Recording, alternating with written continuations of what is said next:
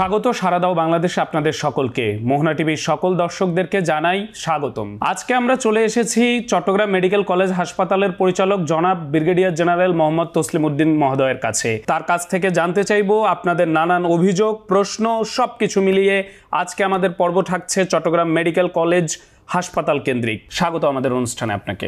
স্বাগত, আপনাকে ধন্যবাদ। প্রথমেই প্রশ্নে চলে যেতে চাই একেবারে। রোগীদের নানান অভিযোগ, দীর্ঘদিন আপনি দায়িত্ব নিয়েছেন, দায়িত্ব নেওয়ার পর থেকে আমি একেবারে একটা সারসংক্ষেপ শুনতে চাই যে কি কি বিষয়গুলো আপনার কাছে অগ্রাধিকার পেয়েছে, কোন কোন বিষয়গুলো এসেই আপনি ইমিডিয়েট অ্যাকশনে গিয়েছেন, বা কোন কোন বিষয়গুলো বাস্তবায়নের পরে আপনার মনে হয়েছে যে আসলে এটা বাস্তবায়ন করাটা ঠিক ছিল বা মেডিকেলের জন্য ভালো ছিল। ধন্যবাদ আপনাকে সুন্দর একটা প্রশ্ন করার জন্য। আমি এখানে জয়েন করি গত বছর মে মাসের 12 তারিখ, এবং জয়েন করার আগে আমি তো ছিলাম আর্মি মেডিকেল কলেজ চট্টগ্রামের একটা প্রিন্সিপাল হিসেবে। আমার পোস্টিং যখন এখানে হয় আমি কিন্তু মাঝে মধ্যে আসতাম দায়িত্ব নেওয়ার আগে। তখন কিন্তু আমি এগুলো গ্রাউন্ড ওয়ার্ক করি, এখানে প্রথমে কী কী সমস্যা জয়েন করার আগে। তখন এরা বলে যে স্যার এখানে আমার মেশিন প্রায় 3.5 বছর যাবত নষ্ট, এখানে ম্যামোগ্রাফি মেশিন নষ্ট, এখানে এনজিওগ্রাম মেশিন দুইটা আছে, দুইটার মধ্যে একটা নষ্ট অনেকদিন যাবত। আমাদের তো জয়েনিং দিতে হয় মন্ত্রণালয়তে সচিবের কাছে। তখন আমি সচিব মহোদয় স্যারকে বলি, স্যার আমার চট্টগ্রাম মেডিকেল কলেজ হাসপাতালে এমআরআই মেশিনটা দীর্ঘদিন যাবত নষ্ট, অনেকদিন যাবত রোগীরা সেবা পাচ্ছে না, এই জিনিসটা স্যার একটু ঠিক করে দিতে হবে। বলে যে এটা ঠিক করতে কত টাকা লাগবে? স্যার এটা কোটেশন করতে হবে, কোটেশনের মাধ্যমে এটা সিএমসি করতে হবে, প্রায় 3 থেকে 3.5 কোটি টাকা লাগার সম্ভাবনা আছে। আরেকটা হচ্ছে আপনার এনজিওগ্রাম মেশিন। এনজিওগ্রাম মেশিন যেহেতু একটা পুরো চট্টগ্রাম বিভাগের মধ্যে আমরা যদি টার্সিয়ারি লেভেল হসপিটাল যদি চিন্তা করি, এটা একমাত্র বড় হাসপাতাল।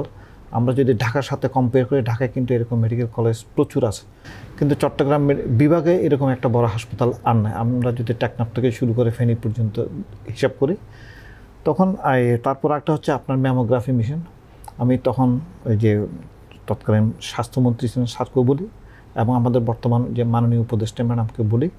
উপদেষ্টা ম্যাডাম আমাদেরকে মানিকগঞ্জ থেকে একটা এনজিওগ্রাম মেশিন কিন্তু যে ওখানে দুটা ছিল, দুটার মধ্যে একটা কিন্তু আমাদের চট্টগ্রাম মেডিকেল কলেজ হাসপাতালের জন্য বরাদ্দ দেয়।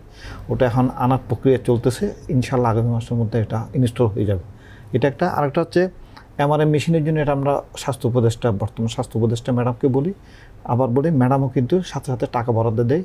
এটা এখন আপনারা সবাই জানেন, এটা এখন এই রোগীদের সেবার জন্য আমরা ওপেন করে দিয়েছি। ধন্যবাদ, খুব স্পষ্ট উত্তর আপনার কাছ থেকে পেয়েছি। সবচেয়ে ভালো লাগার জায়গাটি হলো আপনি জয়েনিংয়ের আগেই আপনি একেবারে নিশ্চয়ই সিভিলি আপনি সব কিছু ভেরিফাই করেছেন যে আসলে কোথায় কোথায় সমস্যা।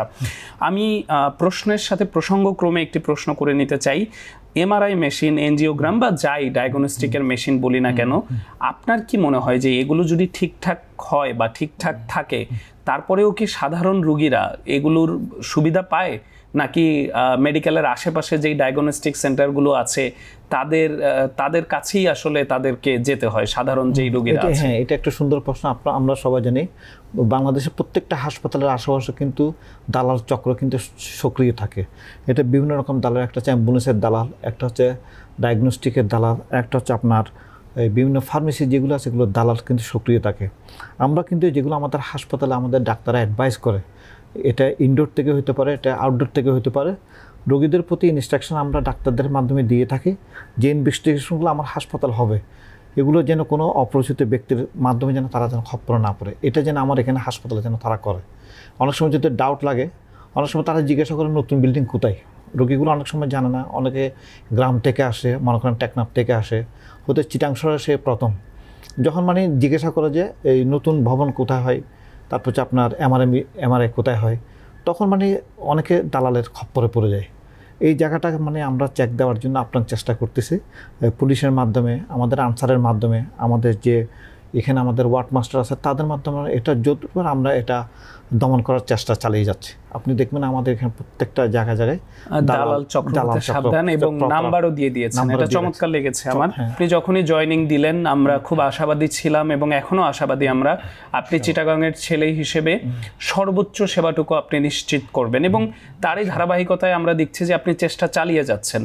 কিন্তু তারপরেও প্রশ্ন থেকে যায়, এই যে আনসারদেরকে নিয়ে নানান অভিযোগের জায়গাটা আছে, রোগীদের মধ্যে রোগীর আত্মীয় স্বজনদের ডাক্তারদের সাথে আমি কথা বলেছি, এই যে আনসারদের বিরুদ্ধে বাংলাদেশের প্রতিটা মেডিকেলের ওরা যেখানেই আমরা গিয়েছি আমরা অভিযোগ পেয়ে থাকি।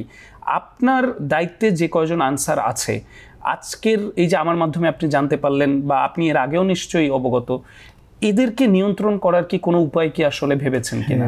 এই আনসার এখানে একটা সুন্দর প্রশ্ন করেছেন। আনসারদের মধ্যে দুই ধরনের আনসার আছে। একটা হচ্ছে আপনার পার্মানেন্ট আনসার, যেগুলো হচ্ছে আমরা বলি ব্যাটালিয়ন আনসার, ওরা কিন্তু তারপর এগুলো হচ্ছে আউটসোর্সিং টাইপের আনসার। এটা মনে করেন আপনার যার যেখানে লাগে তাকে আমরা যখন ডিমান্ড দিই, এই হাসপাতাল থেকে বিভিন্ন কোম্পানি থেকে যখন ডিমান্ড দেওয়া হয় তখন এদেরকে সাপ্লাই দেওয়া হয়। এরা হতে দেখা যাচ্ছে এখানে আসার আগে কেউ গার্মেন্টসে কাজ করছে, কেউ ব্যাংকে কাজ করছে, বিভিন্ন জায়গায় এরা ওখান থেকে কাজ করে সেখানে আমাদের হাসপাতালে বিভিন্ন জায়গায় তাদেরকে পোস্টিং দেয়। যখন এদের বিরুদ্ধে আমার কাছে কমপ্লেন আসে, এই যে কিছুদিন আগে গত সপ্তাহে একটা আনসারের নামে প্রায় এরকম আনসারদের নামে আমার কাছে অভিযোগ আসতে থাকে। যখন অভিযোগ আসে সাথে সাথে আমি তাদের যে রিজিয়ন কমান্ডার আছে তাকে ফোন করে তাকে চেঞ্জ করে দিই, এখান থেকে তারা বরখাস্ত করে দেয়। কারণ এগুলো হচ্ছে টেম্পোরারি আনসার, এদেরকে তাদের বের করতে কোনো সমস্যা হয় না। আরেকটি বিষয় বলতে চাই, যে কোনো মেডিকেলে, এটা শুধু আপনার মেডিকেলেই না, ডাক্তারের চেয়ে নার্সরা বেশি পাওয়ারফুল, আয়ারা বেশি পাওয়ারফুল। এটা আমরা বলি যে মানে তাদের যে একটা পাওয়ার, তাদের যে একটা ভাবভঙ্গিমা, তাতে আসলে আপনি যে পরিচালক আপনার চেয়েও তারা খুব পাওয়ারফুল ফিল্ড পর্যায়ে, এবং তারা সত্যিকার অর্থেই, কেননা তারা 24 ঘন্টায় সেবা দিয়ে যায়। আমি তাদেরও বিপক্ষে কিছু বলতে চাই না, তাদেরও মনস্তাত্ত্বিক একটা ব্যাপার আছে। কিন্তু আসলে এই জায়গাটা একজন পরিচালকের বাইরে যেয়ে যদি আমি আপনাকে প্রশ্ন করি যে এই জায়গাটা ঠিক করার উপায়টা আসলে কি? আমি এখানে প্রত্যেক 2 মাস পর কিন্তু মোটিভেশনাল লেকচার নিয়ে থাকি। আমাদের যে গ্যালারি আছে ওখানে 5 তলায়, একটা হচ্ছে ডাক্তারদের জন্য নিয়ে থাকি আমি, নার্সদের জন্য আলাদাভাবে নিই, তারপর হচ্ছে 3য়-4র্থ শ্রেণীর কর্মচারীদের জন্য আলাদাভাবে মোটিভেশনাল লেকচার নিই, তারপর হচ্ছে আনসার এবং পুলিশ এদের জন্য আমি আলাদাভাবে লেকচার নিয়ে থাকি। কারণ আমি জানি এই সমস্ত এই প্রোগ্রামের মাধ্যমে, মোটিভেশনাল লেকচারের মাধ্যমে এই যে আপনি যে অভিযোগগুলো বলেছেন এগুলো অনেকাংশে কিন্তু দূর করা যায়। আর এগুলো দূর করার জন্য যদি কোনো সিস্টারের নামে যদি কোনো এরকম অভিযোগ আসে, অভিযোগ পাইছি আমি এরকম কয়েকটা, এবং ওদেরকে আমি ওদের যেটাকে বলা হয় এই বেতন নিম্ন ধাপে যেটা করা দরকার সেটা আমি এখানে পানিশমেন্ট তাদেরকে দেওয়া হয়। এখানে কিন্তু আমি কাউকে কোনো ছাড় দিই, আমার এখানে এগুলো হচ্ছে সব 0 টলারেন্স। আমি যেদিন এখানে দায়িত্ব নিই প্রথমে আমি ওদেরকে বলে দিছি, একটা হচ্ছে আপনার দুর্নীতি, টাকা পয়সার সাথে যে কোনো দুর্নীতি, যে কোনো অনৈতিক লেনদেন, তারপর হচ্ছে আপনার মদ জুয়া, তারপর যে কোনো ধরনের হচ্ছে অনৈতিক সম্পর্ক, নারীগতদের ব্যাপার স্যাপার, এই কয়েকটা জিনিস এগুলো হচ্ছে আমার কাছে 0 টলারেন্স। যখন এগুলো আমার কাছে আসবে, আমার কাছে যখন রিপোর্ট হবে আমি তদন্ত করব।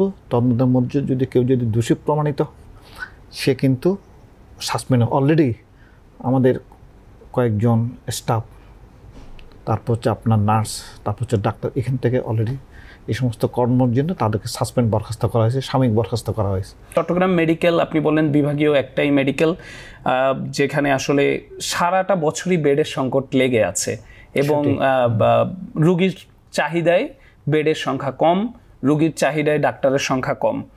আপনি কি আসলে দায়িত্ব নেওয়ার পর থেকে এই জায়গাগুলোতে হাত দেওয়ার চেষ্টা করেছেন কিনা?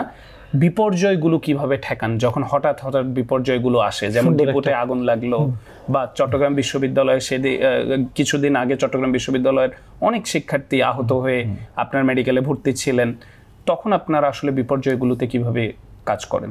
আমাদের এই চট্টগ্রাম মেডিকেল কলেজ হাসপাতাল আপনার প্রতিষ্ঠিত হয় 1957 সালে। তখন আমাদের বেড সংখ্যা ছিল প্রায় 250, পর্যায়ক্রমে এটা হয় 500, তারপর হচ্ছে আপনার হচ্ছে 1300, এখন হচ্ছে বর্তমানে এটা হচ্ছে 2200 বেডের হাসপাতাল। কিন্তু আমাদের কিন্তু প্রত্যেকদিন রুগী থাকে ইনডোরে, যেটা ভর্তি রুগী, এটা হচ্ছে 3,500 থেকে 4,000, আর আউটডোর হচ্ছে আমাদের প্রায় প্রত্যেক দিন 3,500 থেকে 4,000 এরকম রুগী থাকে। এখন এক্সট্রা রুগীগুলো আপনারা দেখতেছেন এখানে আমাদের ফ্লোরে থাকে, বাথরুমের সামনে থাকে। এটা আমি প্রথম দিন থেকে কিন্তু এখানে জয়েন করার পর থেকে এটার পিছনে আছি। আমি অলরেডি বর্তমান প্রধান উপদেষ্টা স্যারকেও আমাদের চিঠিগুলো দিয়েছি, স্বাস্থ্য উপদেষ্টা ম্যাডামকে দিয়েছি। ম্যাডাম, এই রুগীগুলার আমরা যদি সুচিকিৎসা দিতে চাই, তাদেরকে যদি মানসম্মত চিকিৎসা দিতে যাই, আমাদের এরকম আরেকটা হাসপাতাল সিএমসি2 যদি আমাদের করা হয়, তারা কিন্তু পুরো চট্টগ্রামবাসী কিন্তু উপকৃত হবে, তারা কিন্তু ভালোভাবে চিকিৎসা পাবে। এটা কিন্তু আমি প্রথম দিন ডে 1 আমি যেদিন জয়েন করি সেদিন থেকে কিন্তু আমি এই কাজগুলো করে আসতেছি। আর আপনি যেটা বলছেন মাস ক্যাজুয়ালিটিগুলো আমরা কীভাবে এখানে ম্যানেজ করা হয়, যখন এরকম এই যে আমি আসার পরেও এরকম অনেকগুলো ঘটনা ঘটছে, জুলাই আন্দোলনের পরে যে একটা বিশাল একটা মাস্কের এটা তো আপনারা সবাই জানেন। তারপর হচ্ছে ডিপোর যে অগ্নিকাণ্ড, তারপর হচ্ছে আমাদের বিভিন্ন সময় সীতাকুণ্ডতে বিভিন্ন রকম অগ্নিকাণ্ড হয়। যখন এরকম মাস ক্যাজুয়ালিটি চলে আসে তখন আমাদের ডাক্তারগুলাকে আমরা সাথে সাথে ফোন করি, তারা সবাই চলে আসে। এবং নার্স যেহেতু এই সবাই এখানে হোস্টেলে থাকে ম্যাক্সিমাম, তখন আমরা সাথে সাথে ইনচার্জকে ফোন করে, নার্সের যে ম্যাট্রন আছে তাকে ফোন করা হয়, সবগুলো কিন্তু একসাথে চলে আসে। তখন কিন্তু কেউ আর ঘরে বসে থাকে না, আমরা কিন্তু ইমার্জেন্সিগুলো এভাবে এই ম্যানেজ করে থাকি। আরেকটা হচ্ছে আমাদের ওই সময় যেহেতু ওটির দরকার হয়, ওটি সবসময় স্ট্যান্ড বাই থাকে। এবং আমার মেডিকেল স্টোরে যে ওষুধগুলো আমাদের হাসপাতালে নাই, সেই ওষুধগুলো কিন্তু আমরা কিন্তু ওই ক্রাইসিস পিরিয়ডে স্টোর ইনচার্জকে বলা থাকে যা ওষুধ লাগে সব বাকি ওষুধগুলো এলপি করতে থাকো, এগুলো পর আমরা মিনিস্ট্রি পারমিশন নিয়ে এগুলো আমরা পেমেন্টগুলো করে দিই। চমৎকার উদ্যোগ এবং চমৎকার আপনার চিন্তা ভাবনাগুলো। চট্টগ্রাম মেডিকেলের ডাক্তাররা সবাই আপনার আওতাধীন, সেই হিসাবে প্রশ্ন করছি, তাদের তো একটি নির্দিষ্ট ডিউটি সীমা আছে, সেই ডিউটি সীমা কতটা থেকে কতটা সেটি বলবেন। এবং যারা প্রফেসর লেভেলের ডাক্তার তারা কিন্তু ওই সময়টার মধ্যেই অনেক বেসরকারি হাসপাতালে ওটি করতে যান, বিভিন্ন কাজে কিন্তু তারা যান। এবং আমার ব্যক্তিগত জীবনে আমি এখন পর্যন্ত একজন ডাক্তারকে পাইনি যিনি বলেছেন মেডিকেলে অপারেশন করার জন্য। তিনি কিন্তু প্রাইভেটেই অপারেশন করতে বলেন। এটি আমি জানি না, এটি আমার সাথেই না সবার সাথেই হয়। আমার ফ্যামিলির কোনো ডাক্তারকেও আমি পাইনি, খুব কাছের ডাক্তাররাও তাদের প্রাইভেটে করার জন্য বলে। এবং তারা একটা বড় ধরনের কারণ আমাদেরকে ভীতি দেখায়, যারা আমরা আছি, যারা বুঝি যে না আমরা গেলে তো সর্বোচ্চ সেবাটা পাবো, আপনারা যেহেতু আছেন বড় বড় জায়গায়। তো তখন বলে যে ইনফেকশন হবে মেডিকেলে অপারেশন করালে।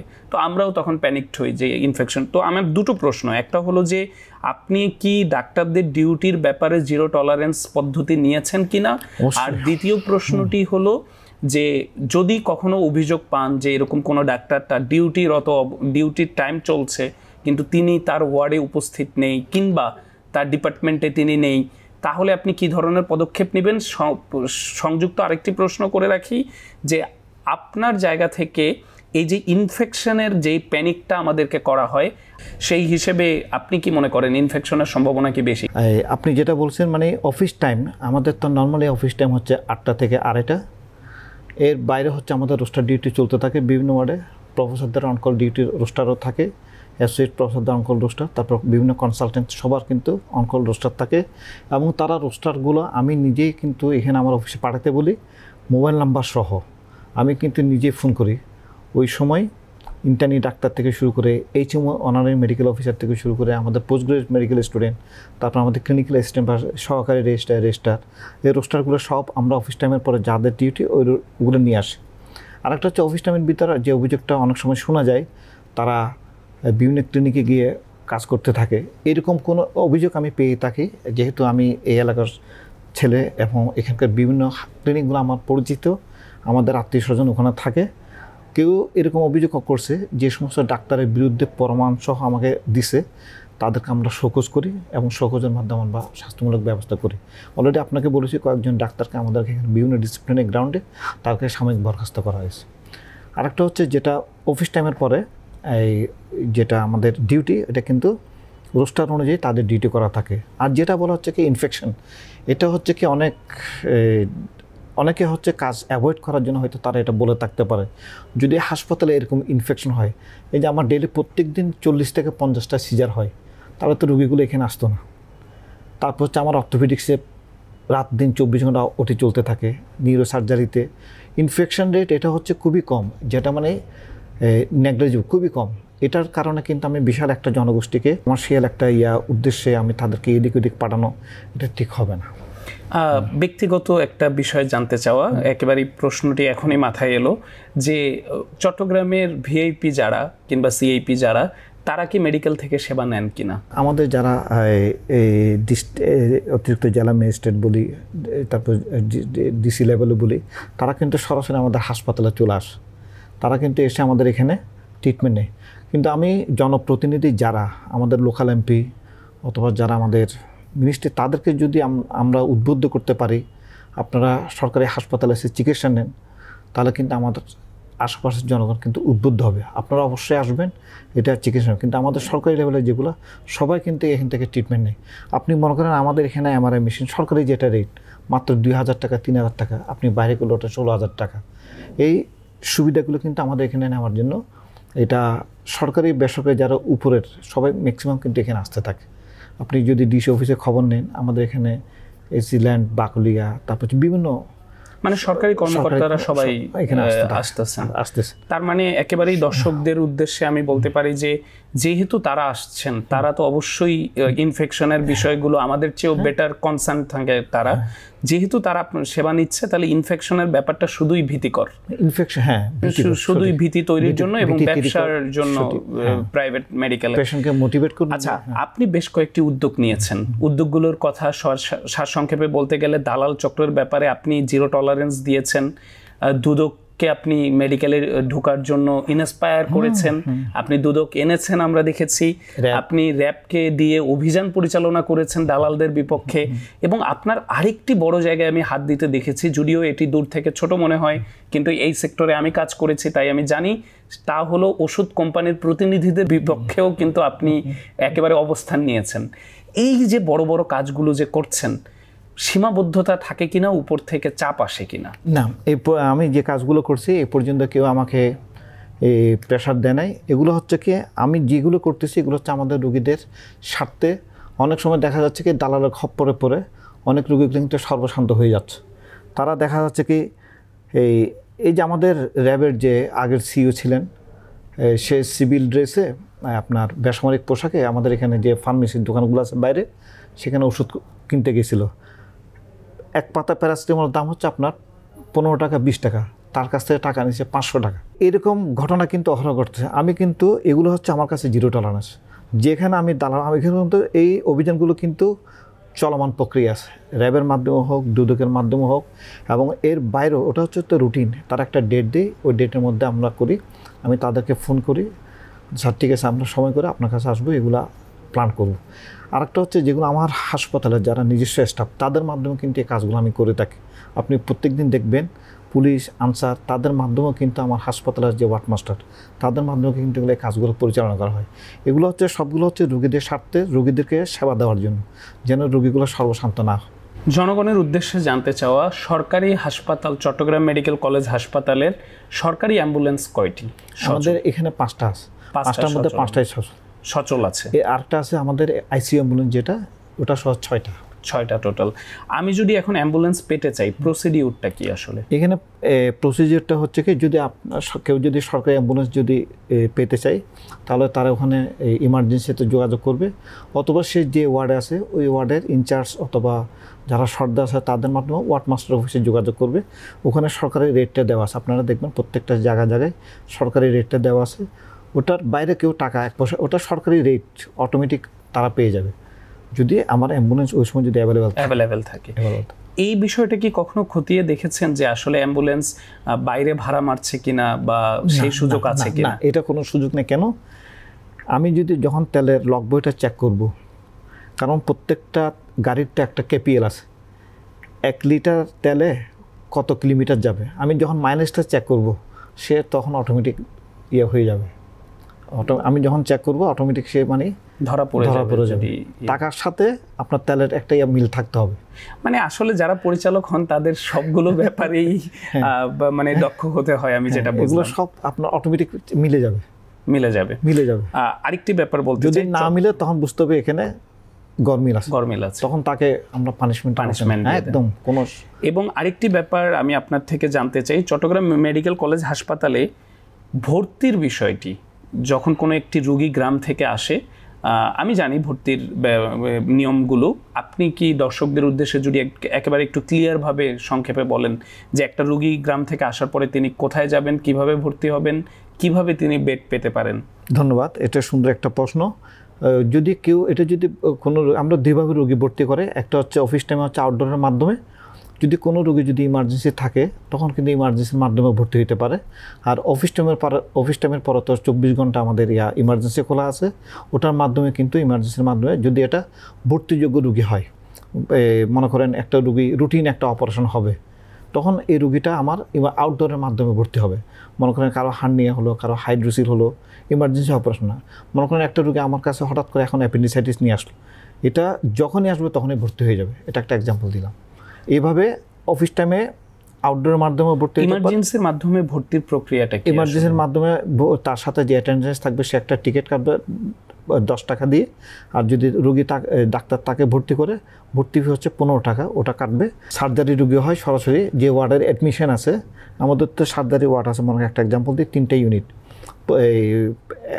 এক একটা ইউনিট হচ্ছে সপ্তাহে 2 দিন করে ভর্তি, আর শুক্রবারটা হচ্ছে কি এটা রোটেশন হয়, হয়তো এই সপ্তাহে যদি এই ওয়ার্ডে হয় আরেক সপ্তাহে, তো এই রেসপেক্টিভ ওয়ার্ডে কিন্তু তারা অটোমেটিক আমাদের ওয়ার্ড বয়ের মাধ্যমে অথবা পেশেন্ট অ্যাটেন্ডেন্সের মাধ্যমে তারা চলে যাবে।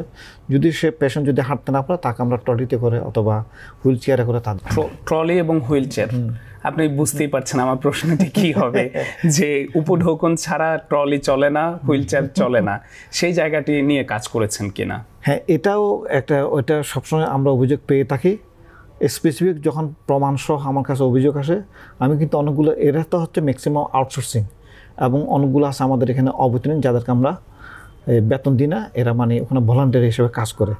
অভিযোগ পাওয়ার সাথে সাথে কিন্তু কেউ আমার কাছ থেকে এগুলো জিরো টলারেন্স, আমি প্রথমে বলেছি, তারা কিন্তু চাকরিতে অনেককে আমি চাকরিতে। আচ্ছা, এই ব্যাপারটা নিয়ে আপনারা কি মিনিস্ট্রিতে যখন আপনাদের মিটিং হয় কথা বলেন কিনা, যে আসলে কি মেডিকেলে কেউ ভলান্টিয়ারিজমটা করতে কি আমাদের দেশের প্রেক্ষাপটে কেউ কি আসে? মানে এটা এটা এটা একটু আমাদের দেশের প্রেক্ষাপটের সাথে সাংঘর্ষিক বলে কি আপনার মনে হয়? এটা সাংঘর্ষিক, এটা যদিও এটা ভলান্টারি নামটা দিয়ে থাকে, কিন্তু আসলে এটা কিন্তু ওরকম ভলান্টিয়ার না।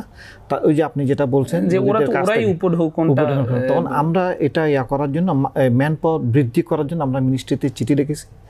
তারপর হচ্ছে এই যে আউটসোর্সিং বলেন, আমাদের জনবল, আমরা কিন্তু অনেকবার চিঠি লিখেছি। আর এরকম যেগুলো আউটসোর্স আপনার ভলান্টিয়ার যারা, ওদেরকে আমরা ম্যাক্সিমাম এখান থেকে হাসপাতাল থেকে আউট করে দিয়েছি। মানে আপনি একেবারেই, কেননা আসলে ভলান্টিয়ার করতে এসেই তো ওরা গন্ডগোলগুলো পাকাচ্ছে, গন্ডগোল এরাই পাকাচ্ছে হাসপাতাল। হ্যাঁ হ্যাঁ, আমি জানি, পুরো বদনাম হচ্ছে এই সমস্ত লোকদের, এই সমস্ত, এবং এদের বিরুদ্ধে আসলে অ্যাকশন নেওয়াটাও মানে দেখা যায় যে আপনার আওতায় তো এরা ভলান্টারিজম করতে আসছে, অনেকগুলো ব্যাপার থাকে। সর্বশেষ আপনার কাছ থেকে জানতে চাই যে চট্টগ্রামবাসীর জন্য আপনি একটি মেসেজ দিবেন কিনা, আপনার দরজা সবার জন্য খোলা কিনা, আপনার দরজায় আসতে গেলে কোনো বাধা পেরিয়ে আসতে হবে কিনা, ধরেন একজন সাধারণ রোগী তিনিও আপনাকে সবসময় পাবেন কিনা, আর চট্টগ্রামবাসীর সুস্বাস্থ্যের জন্য ডেঙ্গু ছড়াচ্ছে চারদিকে, নানান রোগ ছড়াচ্ছে, এবং আমি এটা প্রশ্ন করতে চাই মেডিকেলের, আপনি যেহেতু এক পরিচালক হিসেবেই আপনার কাছে প্রশ্ন রাখতে চাই যে আমাদের তরুণ প্রজন্ম স্বাস্থ্যগত দিক থেকে আপনাদের যে দশক গিয়েছে এবং আমাদের যেই অবস্থা, আমরা স্বাস্থ্যগত দিনকে দিন আমরা ঝুঁকিতে পড়ছি, তরুণদের উদ্দেশ্যে স্পেশালি কি? ধন্যবাদ আপনাকে। এখন আমরা সারা বিশ্বে কিন্তু প্রিভেন্টিভ যে হেলথ কেয়ার যেটা আছে, প্রিভেন্টিভ সাইডে কিন্তু সারা পৃথিবীতে কিন্তু আপনার কেয়ার নেওয়া হচ্ছে। এই যে আমি কিছুদিন আগে চায়নাতে গেছি, ওখানে যেটাকে আমরা বলি CDC, centre for disease control, ওখানে বিশাল একটা, আমাদের এই হাসপাতালের চেয়ে কিন্তু অনেক বড় প্রিভেন্টিভ। আমরা এখন কিন্তু প্রিভেন্টিভ সাইডের দিকে আমাদেরকে বেশি করে জোর দিতে হবে। কীরকম?